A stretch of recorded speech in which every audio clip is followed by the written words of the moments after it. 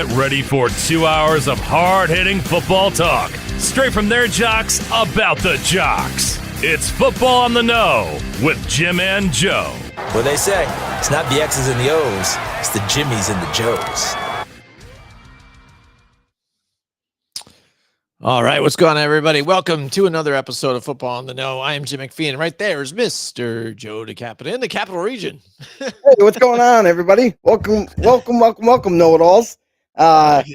Yeah, we got a little bit late of a start, but you know what? We're going to make up for it. We're going to hurry this thing up here and get into it. We're going to get into a little bit of training camp news that we're hearing out of the league. We're going to do our annual AFC NFC West biggest freaking questions. That's right. We're going to go through all the teams there, try to think of the biggest questions that they have and try to answer them as best we can, and hope you guys join us as well. Drop down in the comments down below.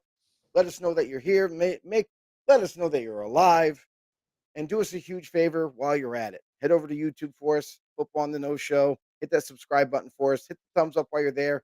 It helps YouTube recognize us, that we're actually existing and that people actually watch it. So other people can possibly watch it. That'll all be well and good. And don't forget to share it with your family and friends. But none other, Jim McPhee. Let's get this thing started here. Let's get this thing kicked off. Come on. Let's get it popping, right? All right, Joe. Yeah. So big question. Big questions here. West. NFC, let's do the NFC West first. All right, so there's a couple different things here. Let's look at the Cardinals first. For the Cardinals, they were kind of that team that was kind of surprising a little bit last year, kind of did something. Made some moves. Trey McBride had a big year, but also, Marvin Harrison Jr. kind of, a slow start to a rookie season to where it was high expectations for him moving forward.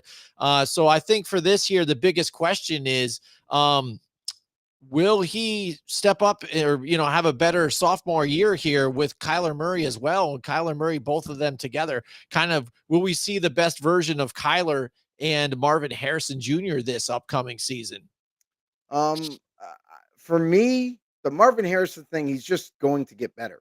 It's not, to me, it's not a question. It's going to happen. He didn't have such a bad year for his rookie year. He didn't have a stellar year, but he didn't have anything like it was like, oh, well, big disappointment. Kyler Murray, that was his number one target. Like, he just tried to feed him the ball almost too much at times. But Marvin Harrison, definitely, usually your rookie year as a wide receiver coming into the league, there's an adjustment period. Not everybody can just, have a breakout season as a rookie, and it's a rarity when that happens. So for Marvin Harrison Jr., like, it's going to be his sophomore year. He's just going to end up being much better. He'll definitely go, be talked about as one of those kind of, if you're into fantasy, he's definitely going to be one of those guys that you might want to like keep your eyes on, especially kind of grab him in the draft because he's the number one target. He's a big favorite of Kyler Murray. He's going to get fed the ball, definitely. So, and I definitely think he's going to take that next step, into his sophomore year. And show everybody that the reason why he got drafted where he did. For me, the biggest question for me is, can this offense catch up to the defense? Because we were surprised last year on how well this defense came together, held opponents, kept the offense in the game, giving them ample opportunity to win it. And the defense just got better this offseason. They made a lot of additions, whether it be free agents. You look at the kid that they just got his rookie deal done, Walter Nolan, the third. The kid's going to be special. I love him. He's going to be awesome. But with all these additions with free agents and the rookies that they brought into this defensive side of the ball, like, this team was pretty darn decent last year. They just got better defensively, but offensively, it's like, it's kind of like the same arsenal. We had Marvin as a rookie, but Zay Jones as a starter towards the end of his career. Michael Wilson, who's a nice kind of like number 2 wide receiver, but the guy's kind of often injured. It's not, he doesn't have like any major injuries anymore since college, but there's always these like nagging injuries that he keeps getting, and it's kind of derailing the offense. They still got the running game, no doubt about it. James Conner, everybody's excited, especially Trey Benson coming into his second year. Um, that's all well and good, but I need to see better production from the offense this year to match the intensity, to match the production of the defense. Mm-hmm. Mm-hmm. All right. So is that your question here? It's like, can the offense kind of keep Did up? ask the question. You hear it? Yeah. All right. Uh, yeah. I mean, defense did better. I mean, they, were okay. They weren't stellar or anything like that. But like you said, with the things that they've done, I could see them, obviously improving and doing better. We talked about Buda Baker before, like not being happy before, but now it seems like he's got kind of a reason to stick around. It seems like they could turn this thing around and play better and compete this year, especially with the way that division I think is going to be a bit tighter this year. With the decline, I think, of the 49ers and the Seahawks, I think will too, to an extent. So I think it's going to be a bit tighter in that division. All right. So what do you think about the Rams now moving forward here with questions for them? I mean, as far as biggest questions go, this is kind of like that territory where you have a team that is pretty solidified, like from top to bottom. Mhm. Defense really good, their offense good. They got a quarterback, obviously, when Stafford. They added Devontae Adams. Cooper Cup leaves, so there's a little bit different of a dynamic in the offense. But a guy who, honestly, a guy like Cooper Cup, you basically traded off and brought in Devontae Adams, who is faster, even with both those guys being towards the end of their careers. Devontae Adams faster, quicker, a better all around wide receiver. So in Mhm. a sense, you improve your receiving core. Your offensive line is coming back together. I mean, to me, there's really no big question for this. Like, I guess the only thing that I could think of and drum up is Matt Stafford's health. Is he going to be able to kind of maintain, and stay healthy throughout the whole year? Because last year, this dude's a warrior, first of all. Mhm. He Mhm. plays through injuries that some other quarterbacks just can't do it. Um, and he still plays at a high level. So for Stafford, to me, like the only real concern is like, his bad back, what other injuries he may, incur when during the season. Like he's gonna have to battle through it if he does get it. And it's gonna be predicated, the Rams' success will be predicated on his health for sure. Mhm. Yeah, and for me again too, like kind of to that extent, Matthew Stafford getting older, even questioning whether he was going to come back or not, or working out Yeah. something. Um, that's where the question is for me too, with the fact that they're going all in. They're still a good team. They got a lot of good players here. They obviously want Stafford to be there for another run, but they didn't set themselves up for the future here. So what do they do if Matthew Stafford all of a sudden, yeah, like you said, gets injured or is, not planning to stick around so long? They didn't really, will they kind of regret not looking at one of these quarterbacks this year, and not kind of planning for the future to watch under Stafford, to learn to do this? Because right now, again, their quarterback room isn't very good. Jimmy Garoppolo has bounced around a few different times Mhm. and he's not going to get any better than what he is there. So he's just a, backup true Well, for the yeah, rest of that's what his he's there career. for. So they didn't Mhm. really plan for the future. And the thing is that the Rams, they're kind of known for this, but they still somehow just, don't really They lose get a it step done. either. They get it done They somehow. get it done. So maybe again, maybe that's gonna be via trade. All of a sudden, they show up and grab another No, veteran quarterback after this. I don't After think so. Stafford's time. But I I mean, think that's the thing with me is like, will they regret not picking up a quarterback in case you Stafford happens to get injured or walks away after this? you gotta be in position to get a quarterback, first of all. If you're gonna keep winning and getting into playoff games and everything, you're gonna be picking so low, you're not gonna get a guy that you could deem a future quarterback and feel pretty confident about it. Yeah, you can strike lightning once in a while and get a guy later and maybe it pans out, but more than likely it's just not gonna work. So for the Rams, I don't question them. I don't question the front office. Like they make everything work no matter what. And bringing Jimmy G, as much as we would like to poke fun at and and already do. That is their plan. They brought him in to be utilized in this offense. They believe that he can run this offense at at least decent level. Um, and Stafford, they're not planning. Nobody plans on their starter getting hurt and missing the season and whatnot. If that happens, just like it is, if anybody loses their starting quarterback, there is no backup plan. Not even if you draft a rookie, there's no backup plan. You're going to throw the rookie in there. He's not going to do great. So it's like it's one of those things where you know if it happens, your season's screwed. It's just one of those deals. Mhm. It's nice if you can have like a average to above average type of backup, but you know, in a perfect world, you would have that. But for the Rams, like I feel like that. Listen, they've done a great job of building this team. It's younger on defense. Offensively, you'd like to see them kind of push that youth movement going forward.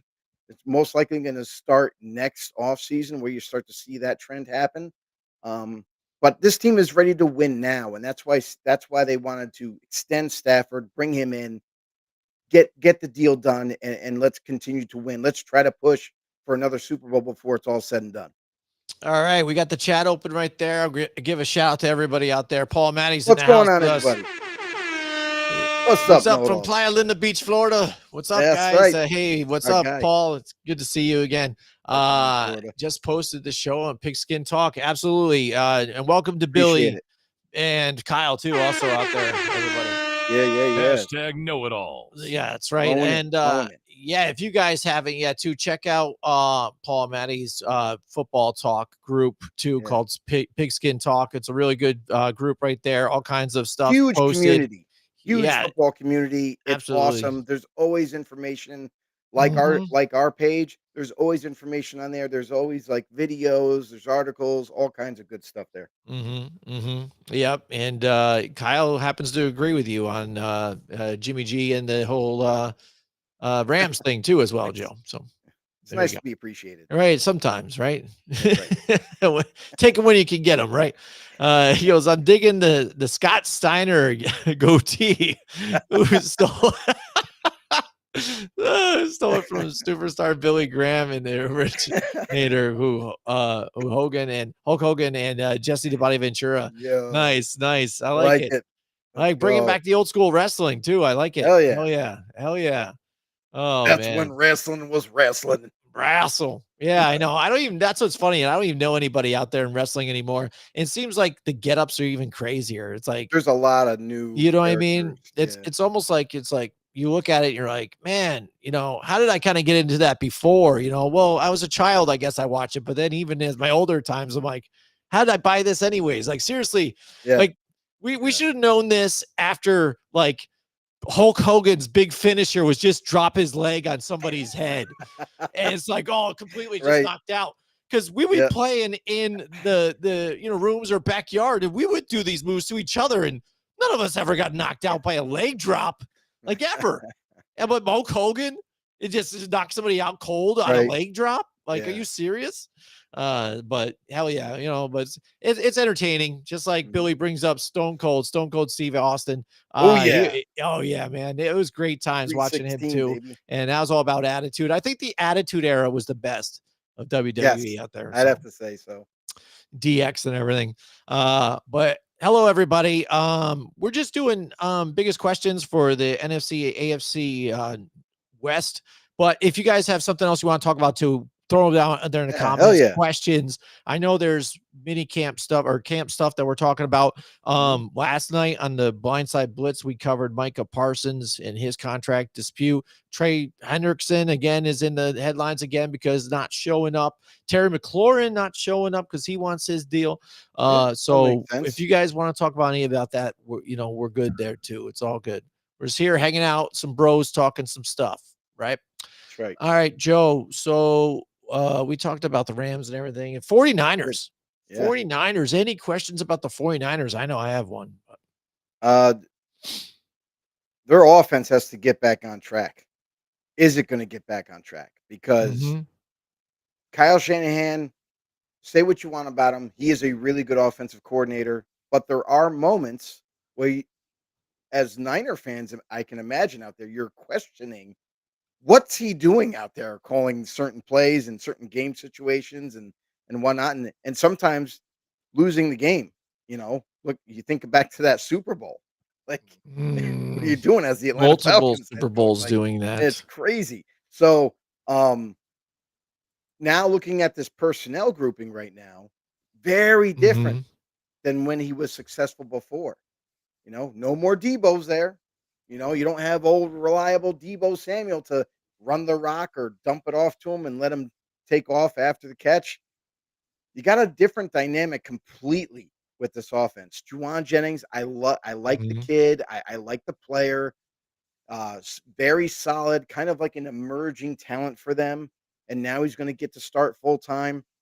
Ricky Parasol, I think I like where he's trending. Towards the end of last season as a rookie, he missed the majority of the season recovering from a gunshot wound and all that. Uh, Made tremendous strides. I believe. I think he's going to get even better this year.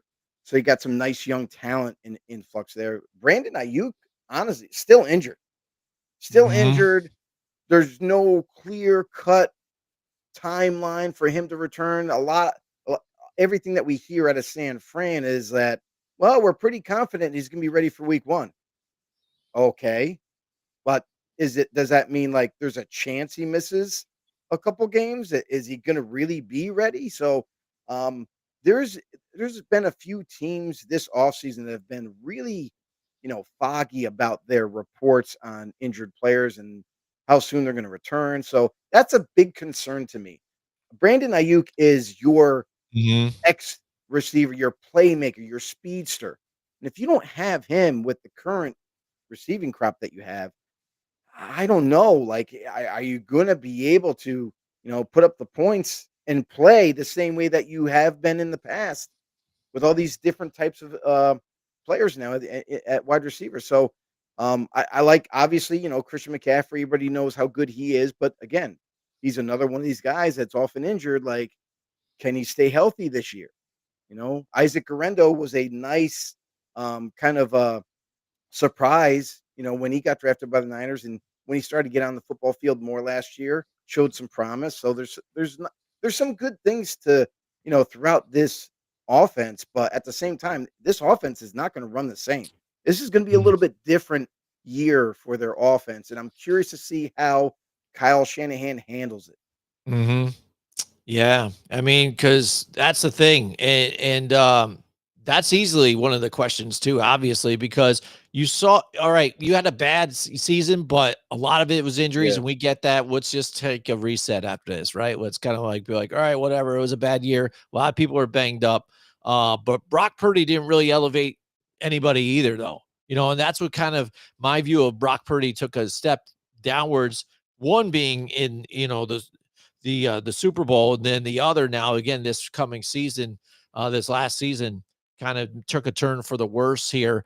Um, so he needs to step up his game here too, or he's kind of just been exposed, and he is what he is. He's a good story and a pretty good quarterback for being drafted where he was. But works to what Kyle Shanahan's offense is. And like you said, the questions absolutely there: weapons, this offense, health. But then also on the for me, last year, their defense was ranked 28th in the league. So that's terrible. And that's not, well, a 49er thing. They're known for their defense. They've always been competitive. You got Nick Bosa and Fred Warner still, but there's been so much turnover. My question is, how quickly can these guys gel, and are they going to be able to and kind of get this defense back to where it kind of was after so many moving chairs and people in and out? You gotta remember too, last year was where they basically lost their whole secondary. Charvarius Ward out with an injury. Um, who was it? The Huafunga Mhm. Talanoa Huafunga. He was Funga. out Yep. for a year. Mhm. Like Mhm. Mustafa missed some games. So overall, their secondary was battered. Fred Warner wasn't the healthiest all year too. He was a little bit banged up and was still playing through it, but you could tell he just wasn't the same guy. So, and you look at their D line. We talked about it before last year started. The fact that The D line was lacking already.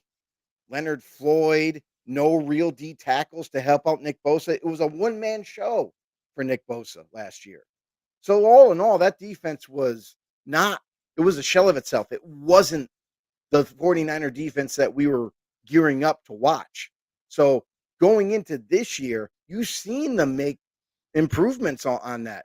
You know, bringing in Jordan Elliott to play D tackle, drafting Alfred Collins, the big behemoth of a nose tackle. He's coming in to help. And then another rookie to play opposite Nick Bosa and Michael Williams, who they really like, who they really have high aspirations for. Fred Warner, obviously returning healthy. And then you get to the secondary, like we mentioned how battered they were. But Renardo Green, now going to get a chance to start, played phenomenally well in his rookie campaign and sophomore campaign. You know, I really like that J.R. Brown, that safety. He's another young safety. Mustafa is dealing with a little bit of injury, but I definitely expect him back during training camp at some point. You know, and you got Demondre Lenore, who has been waiting for that time to like shine. And now that Charvarius Ward ain't there, all these guys are now, not only did they get younger, but they also just, all these guys are talented. So like this Niners defense, I'm not really concerned with right now. But I really like what they have now at their disposal, especially up front. I mean, that was a little bit of an eyesore last year for the Niners. So I like what the Niners did this offseason. I think they've had a great offseason via free agency and draft, and I'm curious to see, you know, how it all comes together. Yeah. I mean, that's the thing. I'm got a lot of question marks here for me for San Francisco. I don't know how they're going to look. It's crazy because, like you said, the issues here at wide receiver health, obviously, and like I said, turnaround. But good teams find a way to do it though too, Joe. We've seen that a bunch of different times. Whenever we're skeptical, teams seem to bounce back and do it. Thank you to everybody out there in the comment section, lighting it up. We appreciate you guys out there. Universe. We're reading them, even though we're not saying anything right now. So that's why we're displaying it even on there. So you guys keep talking amongst yourselves too out there. We love it. So I just want to touch on a few different ones. I like Paul Matty saying that Purdy steps out of the shower to piss. All right, interesting. So he knows. So I wonder, is that a ritual thing? Is that like something that he's always done, or is this like the type of thing that he does like the night before a game? Yeah, where he's just like, you know what, this is my good luck charm. Is I can't pee in the shower. I gotta take a pee in the toilet. Yeah. But does he stand or does he sit down? He's definitely a sitter. Right? He's a sitter. He's a sitter. Yeah. He's gotta be a sitter. All right. Kyle says, I didn't realize they were ranked that low. Uggs. Giants have a tendency to rely on their defensive game as well, and sometimes it works. They did pretty good. I'm hoping that. That's what I mean. I'm hoping again that along with Russell Wilson now, you know, in addition here at the offense, can it kind of step them up and be a little better, because that defense seemed like they're only ones playing at times here on the field. So it'd be nice when the offense can be on the field a little longer than 2 minutes, you know. So appreciate everybody in the comment section. Paul Matty says definitely sitter. He's definitely a sitter. Let's get a vote. Let's get a tally vote. Everybody in here, do you think he's a sitter or does he stand when he pees? Brock Purdy. Nice. Billy. Appreciate you, Billy. Said love you guys. Go Giants. Nice. Yes, appreciate you, Billy, out there. He's commenting too. He's loving it. Gotcha. Paul says going on 2 to 3 years strong, right? It's come a long way. Great content as usual. Thank you so much. This is our 8th year now, right, Joe? 8 years now. We've really come a long way, dude. We used to be just a SoundCloud audio podcast, right? And now we've expanded to this black stuff, picnic table, 2 lawn chairs, and a recording device. 2 turntables and a microphone, right? And a lot of hard work, let me tell you. But now it's expanded and we have 2 shows, and we're with Grumblings Media as well for our 2nd show, the Blindside Blitz. So big things popping, little things stopping, right, Joe? You know, we're going crazy here. A lot of stuff going on, and with all the busy stuff going on in our lives right now too. So we appreciate you guys sticking with us too, everybody out there, especially Paul Matty and you guys that run the other football chat groups and talk groups that have allowed us to post content, and we've been friends for a while.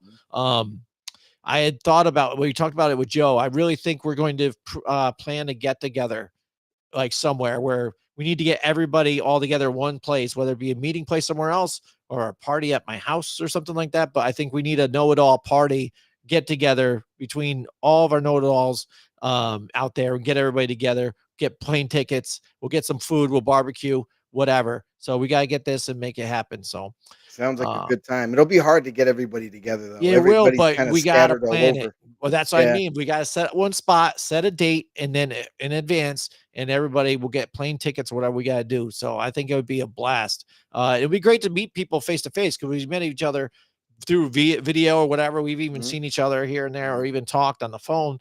Right. But it'd be nice to have everybody together and just have some real Hell yeah. genuine conversations and chill. So shout out to everybody out there. You rock and roll. Thank you very much, Billy. So do you, brother. We love it out there. Speaking of rock and roll too, it's kind the of said I'll pasta bring salad. the There we pasta go. salad. There we Nice. go. Hey, if Billy says don't threaten me with a good time. So there you go. See, everybody's on Like it. board. Yeah. Yeah, again, rest in peace, Ozzy Osbourne out there too. So speaking of rock and Yeah. roll too, Ozzy, man. Dude, But hey, crazy. he rocked for a very long time. He did it till the end. You know what I mean? You know, that's such a true rock and roller right there, doing right to the end. Yeah, definitely a So legend. he goes, when are you coming to Titusville, Florida again? You got relatives here, right? Joe does. Yeah, I got Um, my parents have a house down there, and my brother actually lives down there full time. So, yeah, yeah, I try to make it down there like at least once a year. So, like, I'm probably looking at maybe like fall time to go back down. yeah, Uh, yeah. so Maybe, yeah, we'll figure it out. yeah, maybe I'll try and fit something around that same time or something. I have some vacation time. We can maybe try and plan it together. Nice. You know, and leave some time. We need some time for Paul Matty, Joe, right? We need to save some time for Paul Matty. He's in the Hall of Fame 2 times. Yes, yeah, Ozzy. Yeah, okay.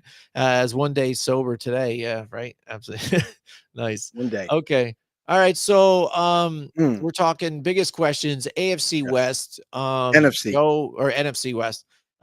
Joe, finally to wrap it up with the NFC, the Seattle Seahawks. What do you got here for questions for the Seahawks? You know that it's an interesting team. Last year we were really hyped up about the fact that like, oh, Mike McDonald running that defense, it's going to be good. Like they got a lot of youth in the secondary, a lot of really good players overall. Um, but offensively, something just wasn't clicking in Seattle. Now you could say offensive line was lacking, which it was. Um, people were pointing the finger at Geno Smith, a little bit saying, he can't finish, inside the 20, he struggles, which he does. It's all warranted. But for some reason, like the offense, they just couldn't get it going. They couldn't score points in the red zone. They struggled with that. They struggled to come back and win games. And with all that being said, there's some major changes now with the offense. I'm curious now, having a defensive minded coach, how quickly can they get this offense up to speed? Now having a new quarterback in Sam Darnold, you know, Mhm. DK Metcalf, you trade him away to Pittsburgh. Now you're looking at a very different offense. Not Cooper Cup is now integrated in Seattle. MVS. Marquez Valdez Scantling. He's going to be in there as a starter. You know, the only familiar face right now in the starting lineup is Njiba. That's it. So I feel like the offense almost has to go around Jackson to kind of get this thing going here. And Sam Darnold, you can criticize him for the bad 2 games or whatever he had at the end of the year and all that, but he had a phenomenal season. Now, Mhm. can he put it together? But he's also with a new team. So Yes. he's got a new offense to learn, new offensive coordinator to kind of create chemistry with, along with the receivers that they have. And is the offensive line set? They've done a lot of work there. Gray Zabel, who I'm a huge fan of, a rookie out of this year's draft, gonna lock it down for them at left guard. They've made some other moves. In 24, they drafted another guard. So they got a lot of young. They got a young offensive line now. So Now it's time to produce. Bottom Yeah. line. Like now it's time to like let's get this thing rolling. Still could use some work at wide receiver, but again, they're gonna have to make it work nonetheless. So I just don't know how impactful this offense is gonna be because you take a guy like Sam Darnold from Minnesota who was throwing to Justin Jefferson, Hmm.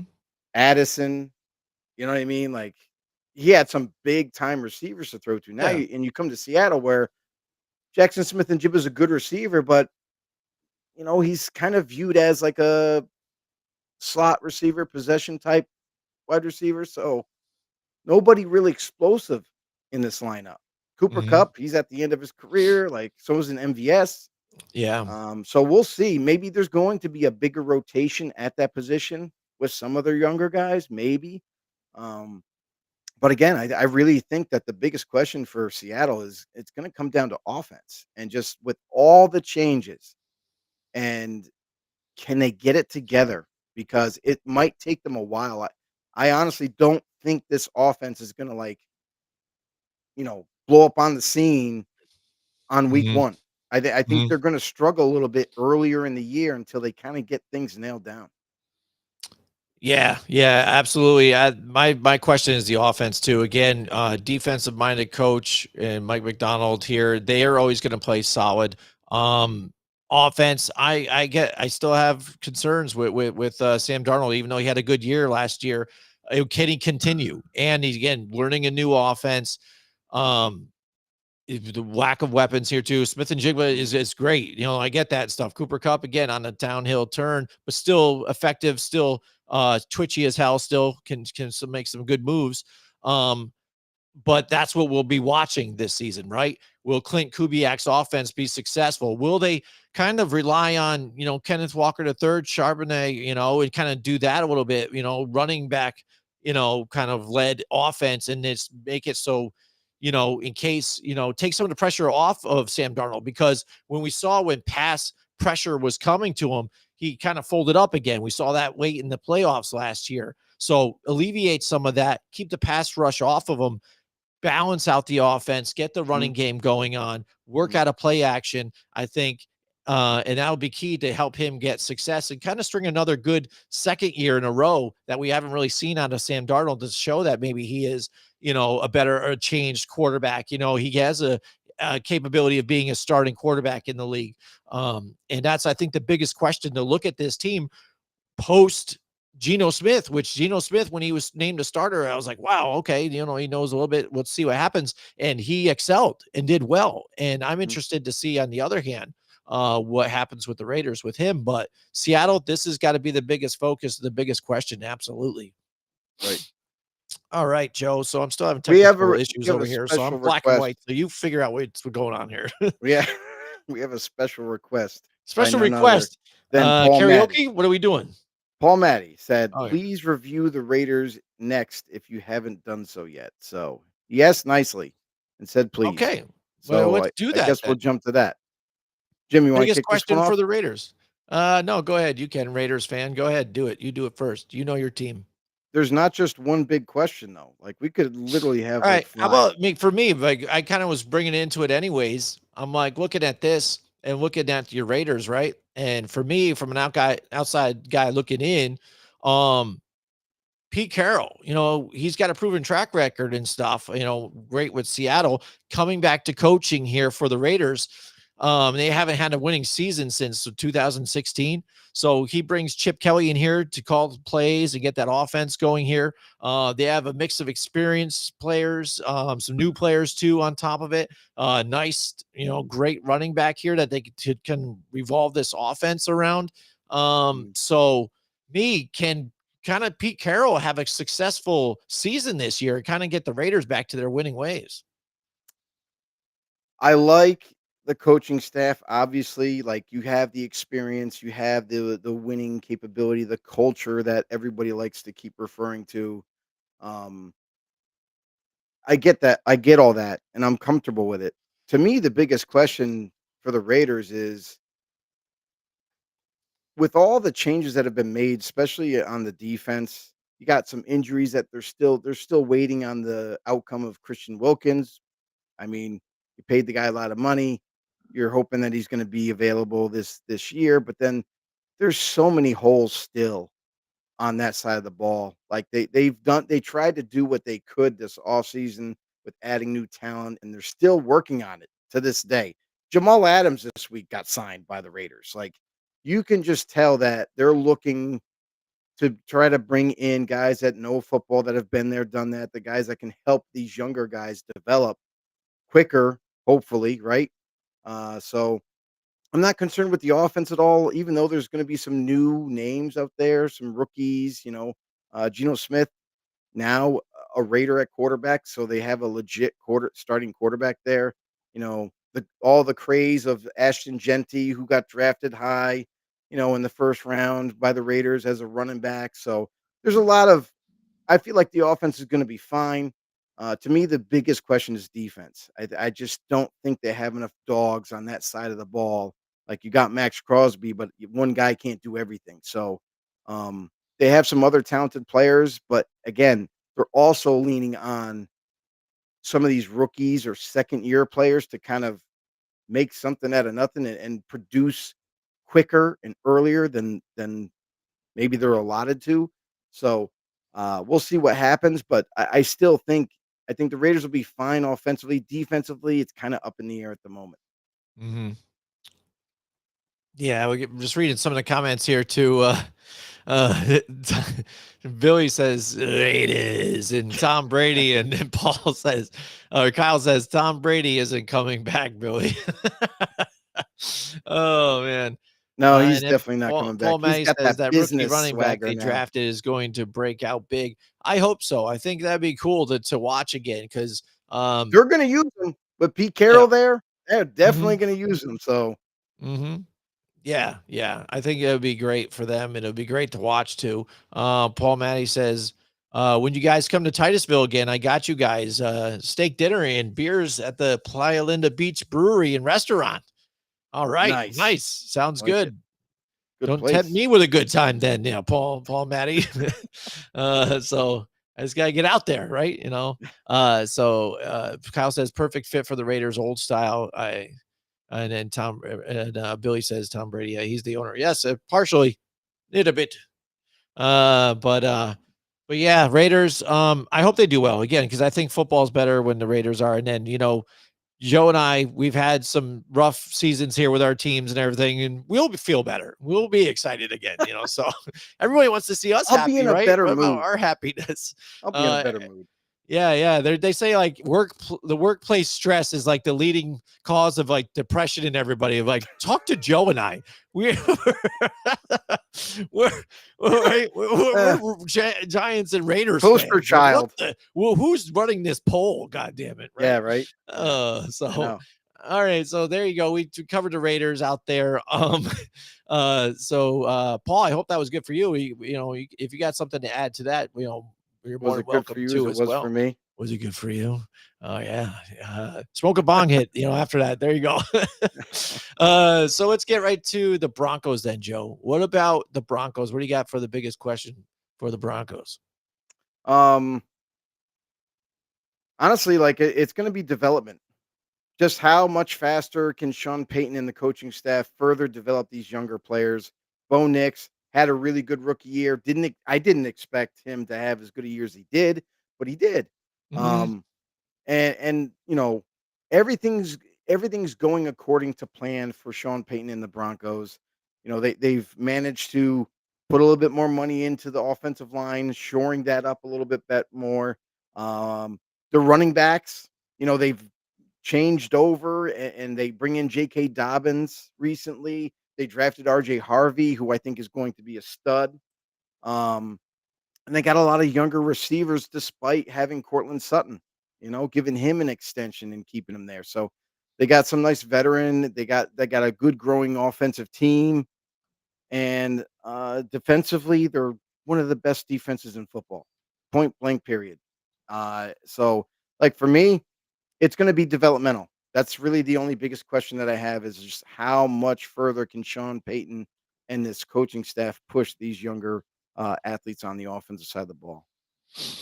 Yeah, like that's, I guess, basically my question to an extent too. I kind of added the whole, can Bo Nix continue his upward trajectory to avoid a sophomore slump? He had a strong rookie season again. He surprised me too again, and still I'm not exactly sold, because Sean Payton, what he does too is he finds what you do and kind of make it work for everything and make it work, an offense around you, what you do best, and exploit that and bring that out. So I'm looking to see, with the addition of J.K. Dobbins and some of these running backs, that does he try and stay even a little bit more balanced and not and have like Bo Nix still run, but not as much as he did last year. It seemed like he was even making a lot of plays off script.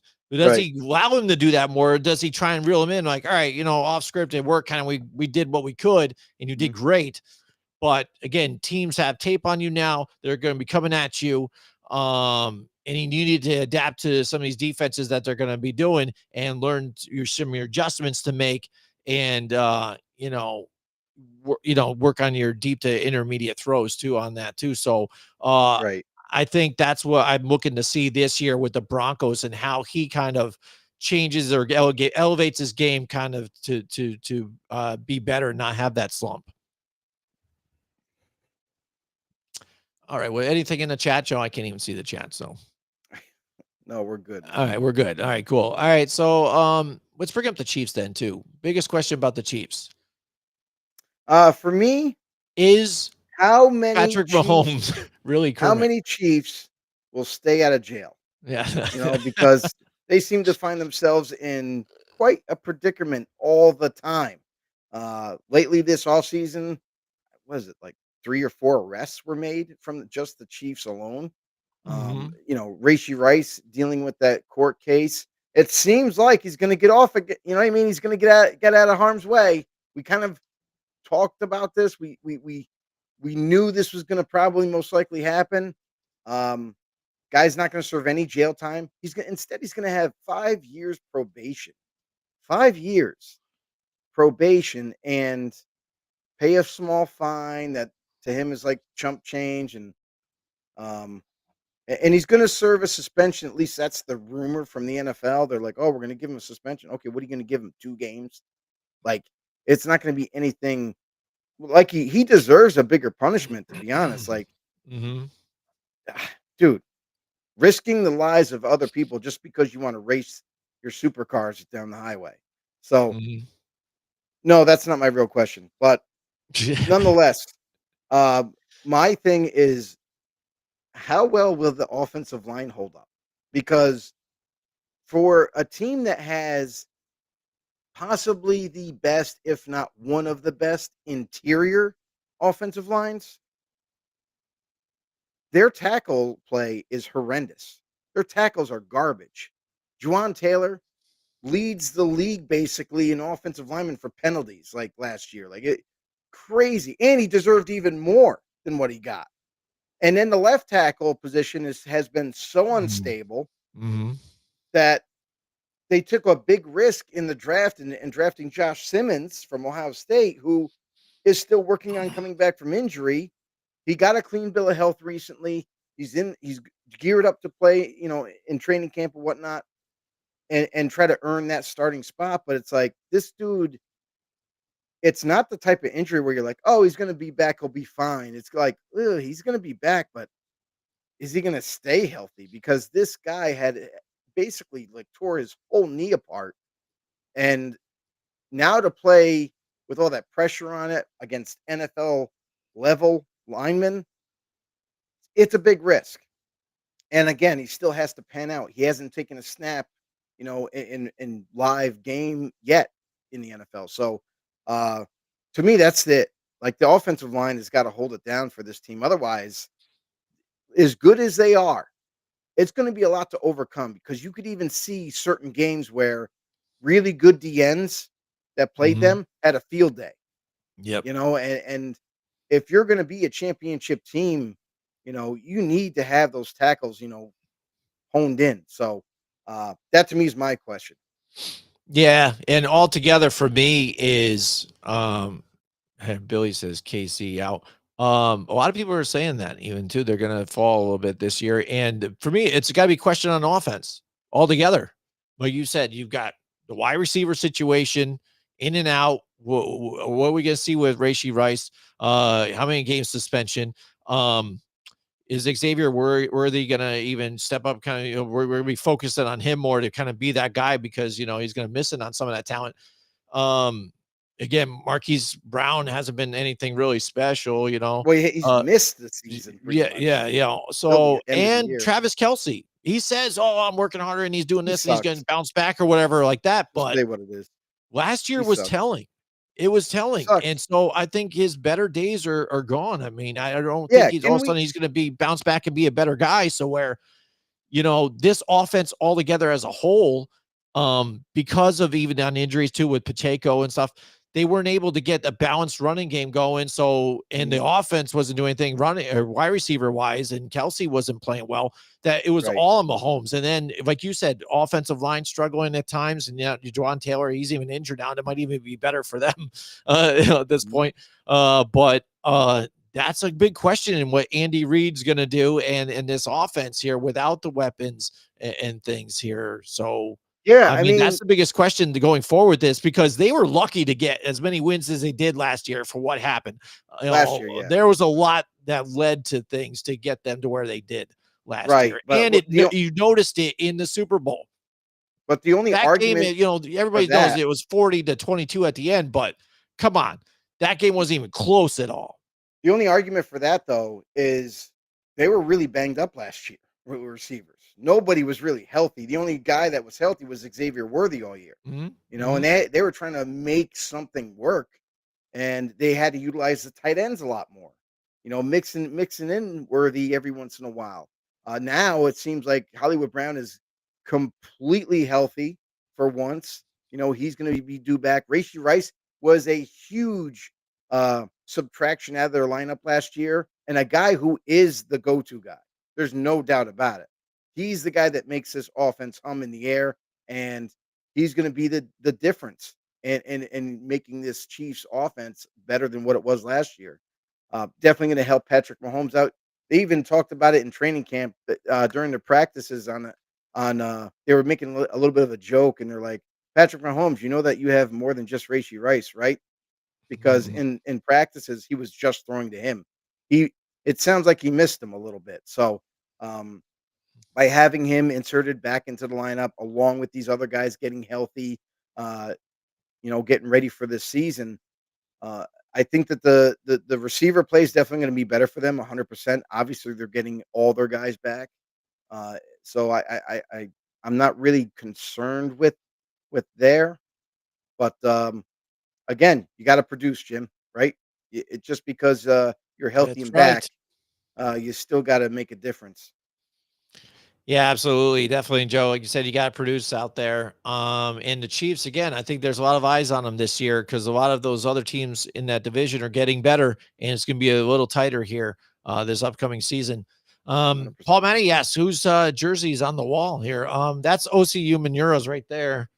Autographed OCU jersey. And I don't know if I turn my screen here without jacking things up that way. There's a Jerry Rice quote, but I have LT's college jersey right there. So big Giants fan. I got some jerseys up here in the crib and in the studio. Can't wait to have Joe back in the studio when we get the season going. It'd be nice. We'll be working on all this stuff here. So it'd be nice to get back to the old ways here. But yeah, Giants fan. That's what I got back there. Working on getting more swag around, hanging stuff around the walls and stuff. So Joe and I talked about that too. So if you guys out there know it alls, we wouldn't mind it too if you guys sent us some swag. You know what I mean? Little trinkets, whatever. Paul knows too by watching our live shows for so long too. We have autographed helmets up in the front here. I have the Eli and Odell Beckham Jr. thing for when they did that Dirty Dancing thing, little thing here. So we have all kinds of knickknacks and crazy stuff here, and sports related, NFL related stuff. So too, it's, hey, don't be afraid, send us some stuff and we'll represent it here on the studio and on the show too. So we appreciate you guys out there. Absolutely. Yeah, absolutely. So all right, we're talking biggest questions here. We're gonna wrap it up with the Chargers, right, Joe? These Los Angeles Chargers now. A lot of people have seen a lot, a lot of people looking at the Chargers kind of expect more now. They got Jim Harbaugh there. They see the Chiefs are possibly taking a downward spiral. And then maybe now Jim Harbaugh, again, a winning coach, can take this team and elevate them to another, level here. And Justin Herbert last year having fun, doing better, getting back to what he used to do, even too, before Brandon Staley destroyed his team. So Chargers have a lot to look at this season. What's your biggest question for them, though, going forward? So my biggest question for the Chargers is, will Jim Harbaugh be his worst enemy this year? Because he was last year. Starting off, wanted to run the ball, wanted to predominantly run the ball down people's throats, be physical, play physical defense, all that. Well, they played the physical defense part. They got that nailed down. But they struggled because with just running the football and not really throwing a whole lot and limiting Justin Herbert's ability, they got behind on some teams.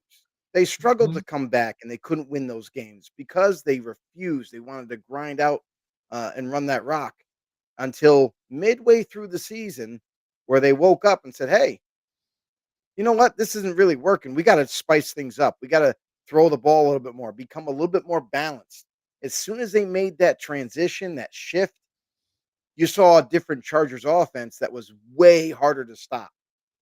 They still continued to run the ball, but man, just by adding a few more offensive passing plays and opening it up first and then running the ball down people's throats, that was the winning formula that Jim Harbaugh was missing.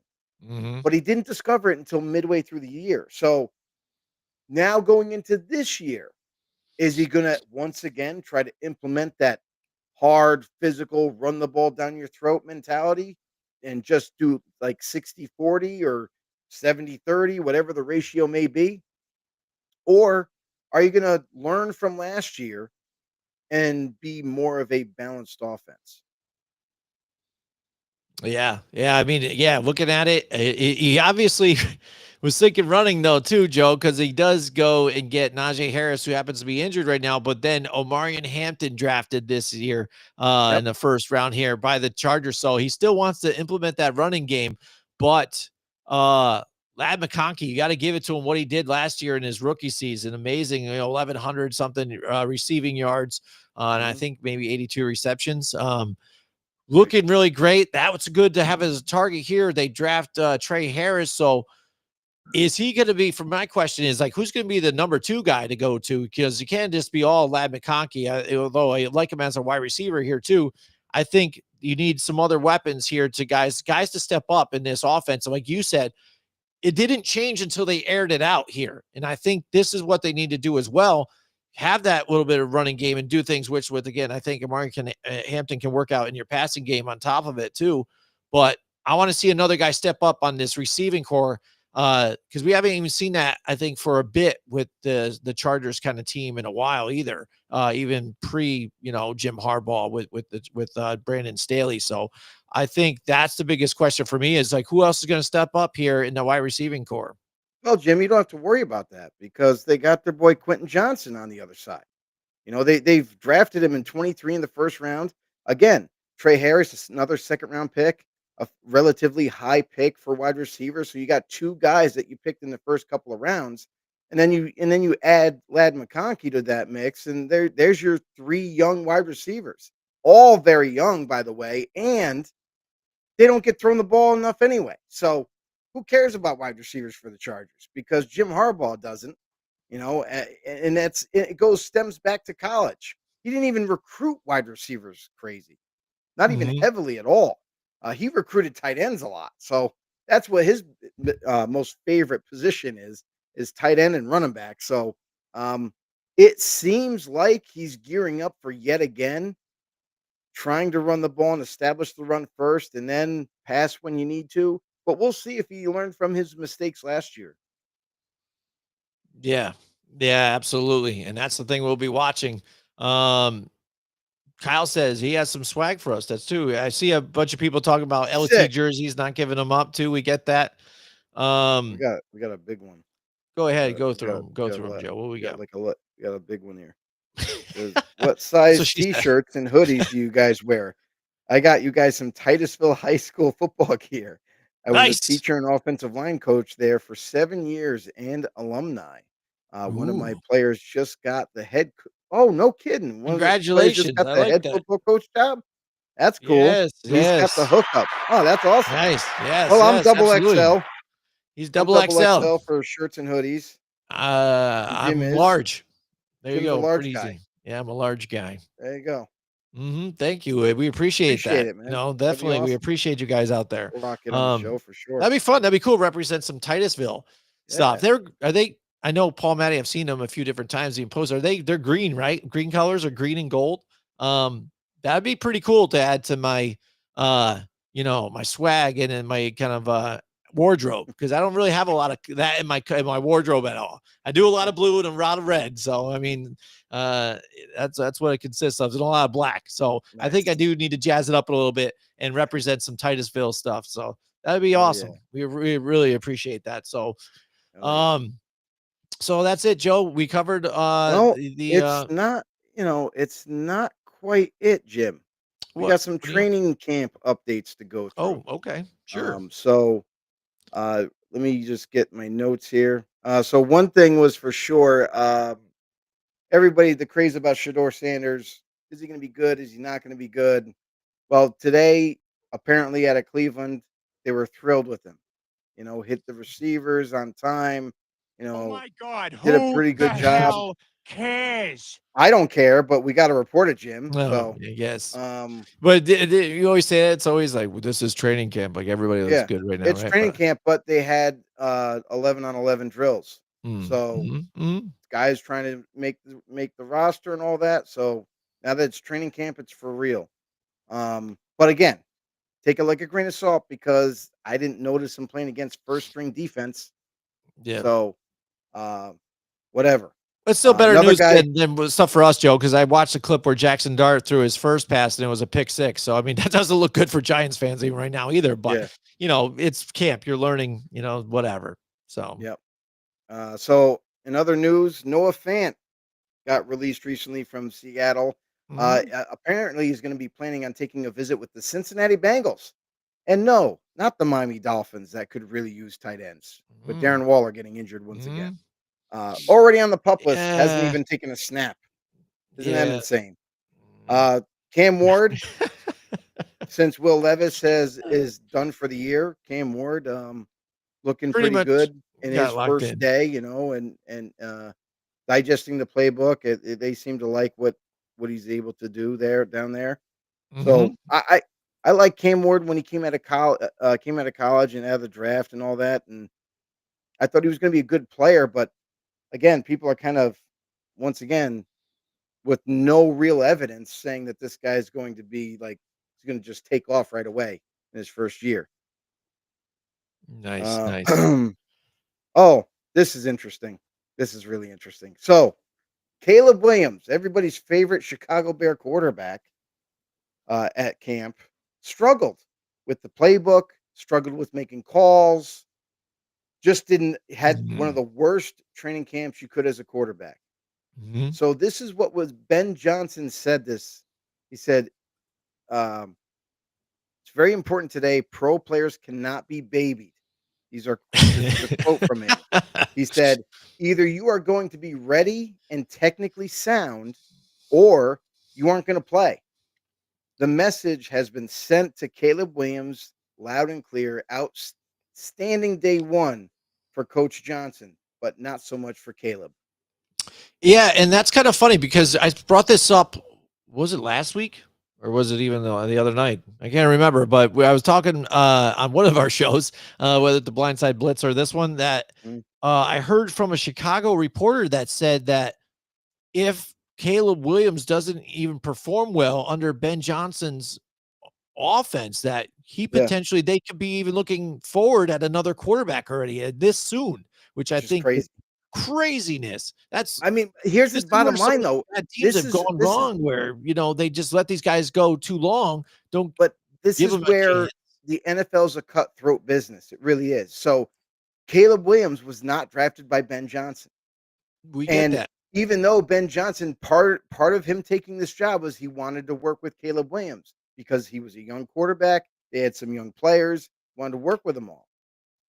Now, it might be buyer's remorse signing that contract and saying he might be behind closed doors, be like, "Yo, guys, this guy sucks. I don't know if I can do this."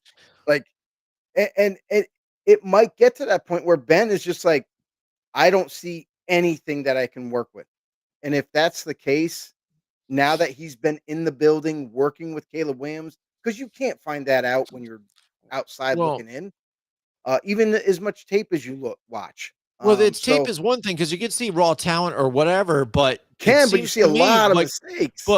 mistakes, but that's one thing. But then also, if you look at it, where he's kind of bringing up, it seems like the way he presents himself, because you don't just flat out say, "Hey, can't be babies, can't be this," and blah blah blah, and Well, you can't see be how he is in to media, how he is, on social media even too, and the painting the fingernails and going crazy, and how he responds to stuff. We saw him crying in it, his mom in his arms, Yeah. before too in college. So this to me seems like he's attacking his character in a sense, kind of, professionalism. No, He's it's worked not. with even too with Jared Goff and other professionals. It's not I him think that's being a part of it. baby. It's him being babied. No, I It's get it. it's spoon-fed shit. Like, it's not it's from other Okay. coaches babying him saying, "Oh, it's gonna Mhm. be okay. Like, we'll get it next time." Like, no, Mhm. Ben Johnson came into Chicago and signed that deal for a reason. He thought he can win with this roster already, Mhm. and he's not gonna baby Caleb Williams and spoon feed him and tell him everything's gonna be okay. No, he wants results week 1. He wants to see some promise out of this team. He wants them to win games. He wants to surprise and shock the NFL world.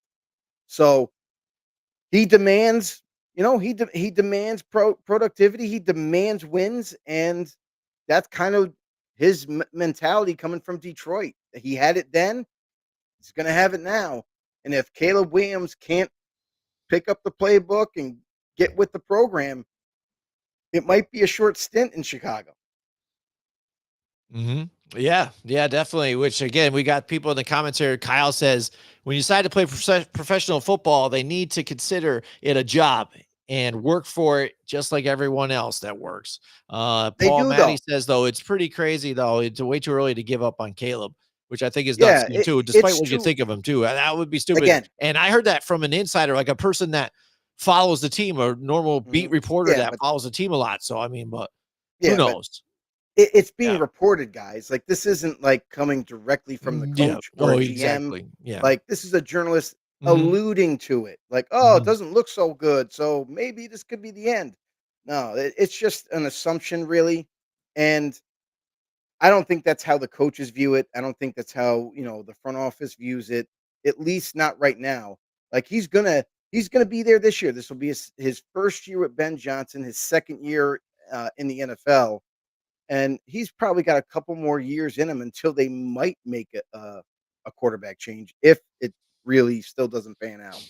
Right. One other little bit of information was with the Jaguars, with Travis Hunter. Mhm. So during their practices, they were talking to the coaches and like say, hey, so early on, before we even got to training camp, they were talking about, hey, we're going to use Travis Hunter as basically just their full time corner. And then throughout the year, we're going to integrate him in the offense, red zone, whatnot. Now, I think something's changed where they want to flip flop, is how they worded it. They're going to flip flop him throughout the year, playing both ways. And because like a lot of people are pro this or con that, you can't do this at this level. It's never been done before. Conditioning wise, he's already proven he can handle it conditioning. I'm happy when I'm playing. But in the NFL, these playbooks are absolutely ridiculous. The plays alone to learn them, it's Bible thick, you know. And then on top of that, you got to learn all the audibles or changing of the calls, routes change, defensive formations and shifts change. So I think it's going to be too much for him, honestly. Like, and for Travis Hunter, for them to just flip flop, if that's really what they're going to do, he's not going to be really good at one position. He's just going to be a good player that you're trying to throw him all over the place. So I think that's going to end up hurting him in the long run. Right, right. And it almost seems like they're like, because again, it seems like he was really steadfast on it. I want to play both. I'm gonna be playing both, and I'm not gonna play if I don't play both. Right. So it seems like they're kind of like playing in like, all right, we gotta try and do this and stuff. But and there's multiple opinions on whether he would be a better just straight wide receiver or it'd be just a better corner, Mhm. but stick with one, because again, it's tougher to try and figure out this and do that and learn both playbooks and stuff. You can only take in so much too, and things. So it'll be Right. interesting, but I don't know. Jaguars, I think they're trying to throw something at the wall and see if it sticks right now. So Yeah. Billy wants to know, uh, Daniel Jones starting for the Colts? Seriously? Question mark? Huh? Is he? Well, right now he is. Right now he is. Anthony Richardson, you got to remember he's still coming back from that shoulder injury. I believe very recently, he just got cleared to practice. So he'll be returning to practice, but the job is up for anyone to win. So if Daniel Jones proves that he can be a more productive quarterback and a little bit more stable, then he'll probably win it. Anthony Richardson's in jeopardy really of losing that job. I know it sounds funny to lose it to Daniel Jones, but hey, it is what it is right now. He's got to earn this spot, and it's not going to be given to him anymore. Just because they took him, a top 5 pick, he was thrusted into that starting spot because they had nobody. Now you got some competition. Got to earn it. yeah, yeah, and I think it's a good spot for him right now. Again, even though I feel like he still feels like he had to earn it to get there, even though Richardson being injured. I think getting away from New York and that would do him good, a new change of scenery. And I think he'll be in a better place. And I think he still can have some success here. I don't think he was a terrible and it was washed up type of quarterback. Mhm. I'm interested to see how he does play though. And I'm still, rooting for him for a little bit. So Paul, this who we just in got? from Paul. Yes. The Asian woman at the nail manicure shop keeps him posted and updated on Caleb. Oh, I see. He's got the intel. Ah, Got the I get intel. it. That's good. That's good. What salon are you going to? Like, why are you going to the nail? Why are you talking to them though too, Paul, man, Maddie? Like, what's going on? Oh man. All right. So what else do we got here in the comments, Joe? What we got? No matter how good you are, there's always room for improvement. Absolutely, Kyle. Yeah, And but all these got NFL players, even guys that just got drafted, they're all working extremely hard. The journalists out there or mass media sometimes might make you think otherwise. Oh, this guy's acting like a clown or whatever the hell they want to say. Um, all these guys work hard. Like, let's make that really clear. Yeah, there's some guys that work harder than others for sure, just like anywhere, you know. But all these guys definitely work. It is a job to them. They do get paid, obviously, very well for it, and they treat it as such. The Asian tug Asian and rub. tug and rub. Ah, Oh, so have you that seen one. Mr. Robert Kraft there at all? I know he Got it. frequents, right? Yeah. Who knows? You could probably get the scoop on a few different players and people out there. You know, He's got the intel. Ju- yeah, Got the Justin. intel. Oh yeah, absolutely right. And Justin Tucker, right? And so he's got the inside scoop on everything. So our guy Paul Matty. Oh, yeah. So yeah, training camp stuff going on. We're watching, the Micah Parsons thing. I think the Cowboys are a joke. Everybody, Coming from a Giants fan. a See, couple how guys in dare here you? are Giants fans, so they'll just jump on this and pile on to it. Our buddy, our resident Cowboys fan, Nate, is not with us tonight, so we don't have to hear about Turpin and things like that and cowboy stuff and hoorah. But I think they're going to get the deal done. It's probably going to cost them more than that it probably could have. But it's going to be like the 11th hour of this first day of the season, Right. and it's the Cowboy way. That's what they do, and just like Ozzy, toured right until his death, you know what I mean, and it still rocked. You're gonna have to pull the GM spot from the cold clenched grip of all rigor mortis involved and everything of Jerry Jones's hands, finally, to take that from him and what he's doing with the team before Steven actually gains full control of the team. So I'm interested to see what happens and what deal Trey Hendrickson gets, though, Joe. What's that? Trey Hendrickson now with the whole standoff with the Bengals, because again, aging. They're close, by the way. An aging, D end or whatever, pass rusher, but still, top. Led the league. Still playing led great. the league in sacks. Yeah, so still playing at a great level.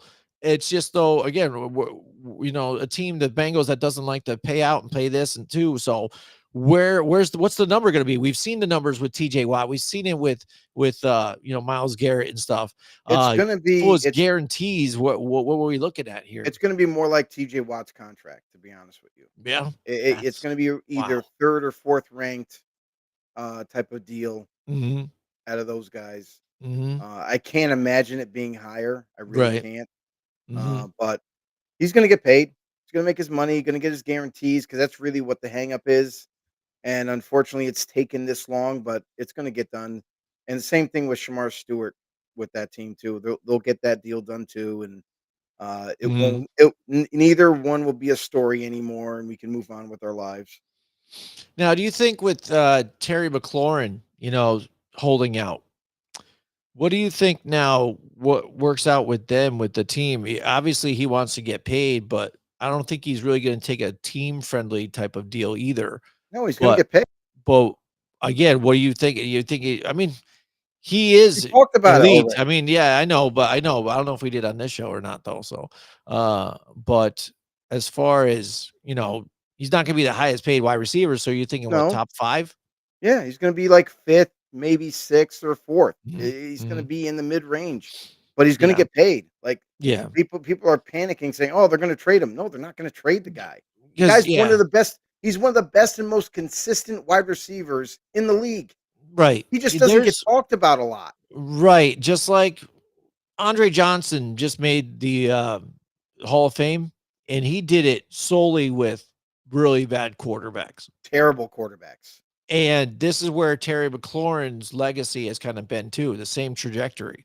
Some good quarterbacks there. He's had, Kirk Cousins, I don't think he's a bad quarterback. He's been, but he moved on quick. But a rotation of quarterbacks still playing at an elite level, though, still putting up great numbers. And now finally that he's got this young guy in Jaden Daniels here, he sees an opportunity to now also get paid and then also stay with this team for a bit longer and potentially get a chip now out of this whole thing. So I'm interested to see where the number lies for him. But yeah, I think they'd be dumb if they don't keep him around. It's going to be close to that. All right, we've got a few different things here. Paul Matty wants to ask how we became friends, but we'll get to that after this. Kyle says, I love how Green Bay is always a contender and it's not owned by a single person, but by the people. Well, until now. Until now. I mean, they're still a good team, but they're a team that underachieved last year. They just did not play. Jordan Love played terribly last season. Yeah. The season before that was downturn. Awesome. Yeah. So it's like, and the team overall didn't play that great.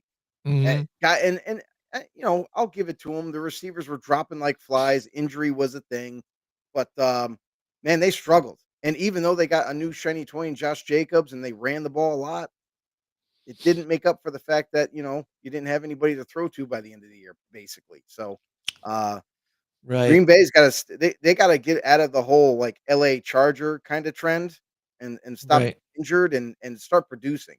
So this year, Jordan Love's got to turn it around. Like if he doesn't, then us and every other media outlet is going to start chatting a little bit like, yeah, I don't know. Was he just a 1-year wonder and now it's downhill from here? Or Green Bay got to look for another quarterback? So hopefully he, wakes up a little bit here. Yeah, I mean, I feel the same way. I feel like say also we flip the script, right? And it's not the Eagles that win the Super Bowl, but say Jordan Love all of a sudden this year takes the Green Bay Packers to the Super Bowl, they win a Yep. Super Bowl, right? Yeah. Are people seriously going to talk about him maybe being a top tier quarterback now all of a sudden? Because that's what it seems like what happened with Jalen Hurts, kind of in the same situation. Jalen Hurts been playing a bit longer, but he showed promise in a few different seasons, but all of a sudden found the missing link, and then didn't really have to just do a whole lot and then make a lot of just didn't make the mistakes and won the Super Bowl. You know what I mean? And now they're talking Right. about him being a top tier quarterback. That's where I Jordan feel kind Love, of like Jordan Love in the same situation. Like, I even mean, if Jordan I Love, wouldn't, but I I'm will wondering if say people this, do even say if that. Jordan Love wins a Super Bowl, he still won't be in my top 10. Yeah. No, me neither. No, I I, agree. I'm I agree. sorry. Because again, and I feel like again, you still see, things he's still learning, ups and downs. He's not, you know, And people got to brushed, realize, fine tune, which you're gonna get that though. yeah, people got to realize too that just because a player, the team wins the Super Bowl, by the way, it's not Yeah. one individual player. So, excuse me. So whatever the team is, they win. They hoisted the Lombardi Trophy and all that, and then the chatter starts. Oh, Jalen Hurts, is he top 5? Why? Oh, well, he won a Super Bowl. He No, the team won the Super Bowl. Hmm. He was part of it. Don't get me wrong, but it's not one guy. So like the whole argument with like, oh well, how many Super Bowls did you win? Oh, I Right. won this. No, the team won that. Right. Right. And then It's at least overblown. the part that he controls the most in the passing game was their like non-factor. You know what I mean? That was the least part of their why they won. You know what I mean? So, and that's the part that he does control, and some of the things again that got them moving again was that fourth down conversion. If they Right. don't have that, they're Yeah. they're not doing what they do. Right. So Right. Kyle agrees, teamwork absolutely there. One thing I wanted to bring up too quick about, an interesting thing we could look at maybe in this season is uh Interesting. Cortland Sutton. He's got a couple void years on his contract. Yeah. So these next couple, and he's 30 years old during this season. I'm Mhm. wondering what happens around the end of this season or whatever trade deadline if things whether they don't go well for the team, if they do try and trade or anything, or if they are going well, what kind of extension do they decide to give him again? If Well, they didn't do or they not, or they just just let it go. extend him So recently? did they? Because I I thought know they like did. right I'm after gonna it, he's good to like 2028, I think, but all these are all void years, I think, for even including next year. So so next year technically, would be a year that they could just get rid of them or whatever, and I Broncos. think there'd be a small cap hit. Let's see. Cortland Sutton making cap number this year is Cap 20,000,000. number, yeah, and then next year Age it would 30. be 7. So So he's under contract next year. yeah. After that, he's got 2 void years. Yeah. So yeah, maybe just again, just they ride off into the sunset after next year or something like that potentially, I mean, or honestly, whatever. that they did a great job with the contract. Like Mhm. next year, he makes 7,000,000. Yeah. Oh, I know. And then obviously the void years. What that is they just push money. They push Yeah, just push guaranteed money money. back. So It's yeah, guaranteed money they push down the road, so it stretches out easier on the cap. on the cap. Um, but you know, listen, they could sign him for cheap after 26 Mhm. because if Mhm. he's willing to take, besides the 1 year right now, he's going to make 20,000,000, but both in 24 and in 26, he'll make 7,000,000. Mhm. So pretty darn cheap for a starting wide receiver. I mean, I think if he wants to stay, which listen, he's been with Denver forever, his whole career. So it's like, why would you want to leave now? You're at the end of your career. You might as well just sign for a 1-year deal or something after that. You know, Yeah. Yeah. All right. So let's just do this here quick and then we'll wrap up. But We will. yeah, yeah. 'Cause, I mean, We will. it's late. It's late here in upstate New York. We're not partying like some people out there, like Like Paul Matty, Matty ripping bong hits and going to partying, baby, Asian tugging rubs or whatever. getting the NFL intel that everybody needs to know. So he wants to know, how did you guys become friends? Childhood buds? No. Very carefully. No, very careful. I'm very close. Yeah. Very cautious who I let into this heart of mine and Hey. break down these walls. It's tough, Joe. Right. Gotta if you're not in the circle with Jim, you're out. Yeah. Why don't you start to tell the story, Joe? Because I think I've told it before, so enough. So you give me your side of the story. Well, it all started way back in the day. I don't have where we were young and spry. But no. So when we were younger, I was going out with this girl or whatnot, and she was friends with Jimmy, and like we kind of just met up. That's when I met Jimmy. Like she introduced me to Jimmy and everything. We started talking. Like Jimmy was a singer back then, was in bands, was DJing, was doing it all, living it up, And I ended up bouncing at the same spot that Jimmy was DJing at. And we kind of like through the years, our friendship, has grown, and we're now considered brothers, by birthright and blood. And honestly, it just grew. Like we've always had a close bond. We always we're kind of like minded. There's some things that we don't agree on all the time, but hey, that's what brothers do, right? We argue.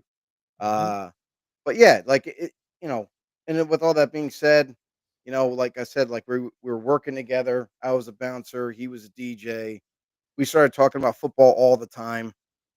And like, dude, like I mean at the end of the shift, like it's 5 a.m., 6 a.m., whatever it was, and we're hanging out in the parking lot for like an hour and a half, 2 hours, just talking NFL. And then, we've had a great relationship ever since, and we go to concerts together, we do everything, and it's fun. It's fun. So this show basically stemmed from us talking about football so often that Jimmy came up with the idea actually, and it was just like we're at a bar I think it was right after bowling. I think we were bowling at the time, and you were just like, "Hey, I was thinking about this. Like, what do you think about doing a podcast?" And I go, "Yeah, why not?" And that's just kind of how this thing started. So we've both. I like to think that we're both unbiased, and we do our homework. We do a good job, and we thank you guys for being part of it as well. Get down on your knees and tell me you love me. Yeah, that's right. Right. We love it. Yeah, absolutely. Very cool. Paul Matty says, now you got a brother in Titusville too as well. Oh, awesome. Hell We love yeah. it. We love it. See, the family keeps growing, everybody. Yeah. Be part of the family. Be a Yeah. know-it-all.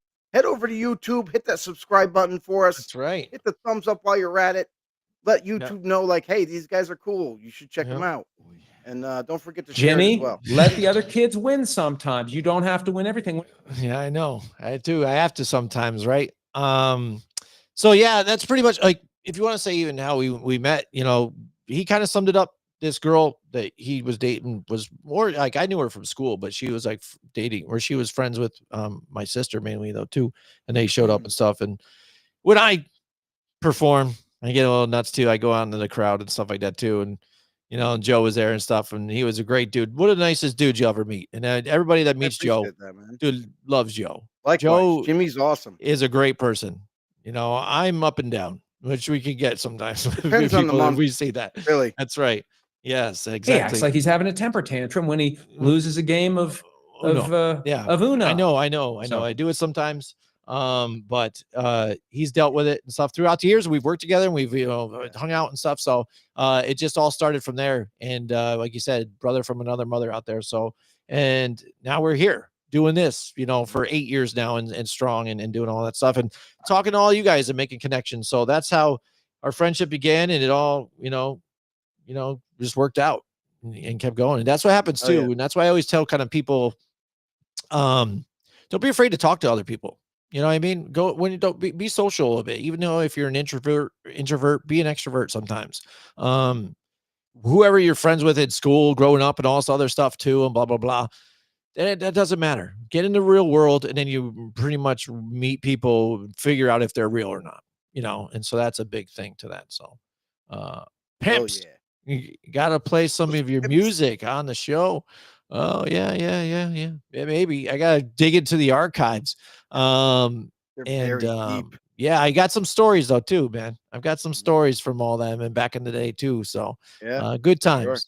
good times. So, Paul Matty's putting his number out there. I'm not going to display it, but you guys could probably see in the chat anyways and stuff. So be sure to send Paul Matty your best dick pics. Send them to so, he's going to enjoy that, so he can send that to the Asian club in the Tug and Rub. So that's right. All right. Rub and tugs. Rub and tugs or tugs and rub or whatever. So there it is. There's the QR code. If you didn't scan it yet, if you guys, I know most of you guys are members out there or subscribers. So share it with some friends out there. So there's the barcode or the QR code. So that's it for us. It's been great talking to you guys. It's been good reminiscing, and we'll see you guys in the next one. Later.